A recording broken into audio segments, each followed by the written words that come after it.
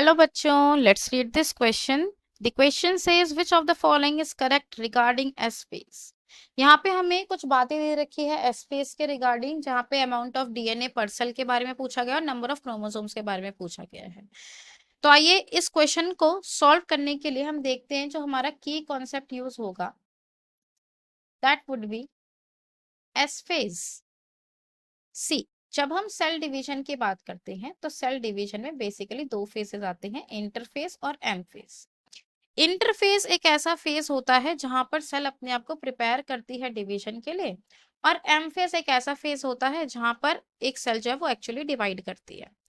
हम बात कर रहे हैं इंटरफेज की। जब हम इंटरफेज की बात करते हैं वहां पर तीन स्टेप्स होते हैं। सबसे पहले आपके पास आता है G1 फेज, फिर आता है S फेज और फिर आपके पास आता है G2 फेज। G1 फेज में बेसिकली क्या होता है, G1 फेज में जो आपकी सेल है वो आरएनए, प्रोटीन्स, न्यूक्लियोटाइड्स, एटीपी, इन सब का क्या करती है, डुप्लीकेशन करती है। इस दौरान मोस्ट ऑफ द ऑर्गेनेलीज का भी डुप्लीकेशन होता है। एस फेज में जाकर कोई भी सेल क्या करती है, अपने डीएनए का रेप्लिकेशन करती है, यानी कि डीएनए की कॉपी बनाती है। और G2 फेज में जाकर जो सेल है वो अगर ट्यूबुलिन प्रोटीन है तो उसका सिंथेसिस करती है, माइटोकॉन्ड्रिया, क्लोरोप्लास्ट, गोल्जी, इस तरह की ऑर्गेनेलीज का डुप्लीकेशन करती है। यहाँ पे जो हमें डिस्कस करना है दैट इज एस फेज। जब हम बात करते हैं एस फेज की तो इसे हम सिंथेसिस फेज कहते हैं। क्या कहते हैं हम इसे? Synthesis phase. ये फेज बहुत ही ज्यादा इंपॉर्टेंट है ड्यूरिंग द सेल डिवीजन। ठीक है, अगर सेल डिवीजन में एस फेज नहीं आएगा तो उससे बहुत सारी प्रॉब्लम हो सकती है। जब हम एस फेज की बात करते हैं सबसे मेजर पॉइंट क्या है, ये एक ऐसी स्टेज है जहां पर आपका जो डीएनए है सेल का, वो डीएनए रेप्लिकेट करता है। डीएनए रेप्लिकेशन का मतलब क्या है, डीएनए की कॉपी बनना। डीएनए से डीएनए की कॉपी बनाई जाती है इस एस फेज में। यहाँ पे आपको क्या ध्यान रखना है, यहाँ पर मान लो आपके पास एक सेल थी, ठीक है। इस सेल ने जब एस फेज किया तो उसके बाद उसकी सेल के कॉम्पोजिशन में कुछ कुछ चेंजेस होंगे। किस चीजों में चेंजेस आएंगे उसको देखते हैं। मान लीजिए ये आपके पास एक सेल थी जिसके पास 2C, 2C डिनोट कर रहा है अमाउंट ऑफ डीएनए को। अगर एक सेल थी उसके पास 2C अमाउंट ऑफ डीएनए था, तो एस फेज के बाद उसी सेल के पास अब 4C अमाउंट ऑफ डीएनए हो जाएगा। यानी कि ये एक ऐसी फेज है जहां पर आपका जो अमाउंट होता है डीएनए का वो डबल हो जाता है।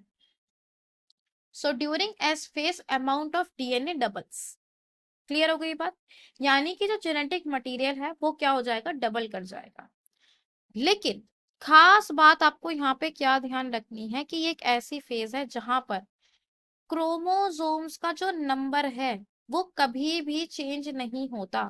Chromosome number remains the same. Amount of DNA तो डबल हो जाएगा पर जो क्रोमोसोम का नंबर है वो सेम रहेगा। समझते हैं? मान लो हमारे पास एक सेल थी, ठीक है, उसके पास बोल सकते हैं कि एक ही सेट था क्रोमोसोम का, वो हैप्लॉइड थी, ठीक है। तो एस फेज होने के बाद भी वो जो सेल है उसके पास एक ही सेट होगा क्रोमोसोम का, यानी कि वो अब भी हैप्लॉइड ही होगी। उसके क्रोमोसोम के नंबर में कोई चेंजेस नहीं आने वाले।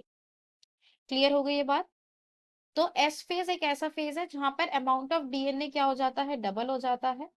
ठीक है, ऑब्वियसली हम एक पर्टिकुलर सेल की बात कर रहे हैं, पर सेल बात कर रहे हैं। और दूसरी चीज क्या है, जो क्रोमोसोम का नंबर है वो क्या रहता है, सेम रहता है। एस फेज के दौरान ही क्या होता है, जो आपके सेंट्रियोल्स होते हैं, ठीक है, उनका भी डुप्लीकेशन आपको देखने को मिलता है।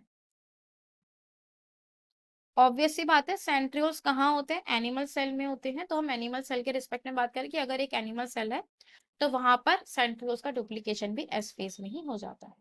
तो आइए देखते हैं इस क्वेश्चन का करेक्ट ऑप्शन क्या होना चाहिए। सबसे पहले वो कह रहा है amount of DNA remains the same. नहीं, ये तो नहीं हो सकता। फिर वो कह रहा है amount of DNA remains the same, तो सेकंड ऑप्शन भी नहीं हो सकता। थर्ड वो कह रहा है अमाउंट ऑफ डीएनए पर सेल डबल्स, यस ये बात तो ठीक है। फिर नंबर ऑफ क्रोमोसोम्स के लिए कह रहा है remain same, yes this option is correct. और लास्टली लिखा है दोनों चीजें डबल हो जाती है, दिस इज ऑल्सो नॉट। तो इस क्वेश्चन का हमारे पास जो करेक्ट आंसर आता है that is option C. Right, कि यहाँ पर जो अमाउंट ऑफ डीएनए है पर सेल वो डबल हो जाएगा और नंबर ऑफ क्रोमोसोम सेम रहेंगे, तो यहाँ पर करेक्ट ऑप्शन बन गया C. I hope you understood it well. Best of luck.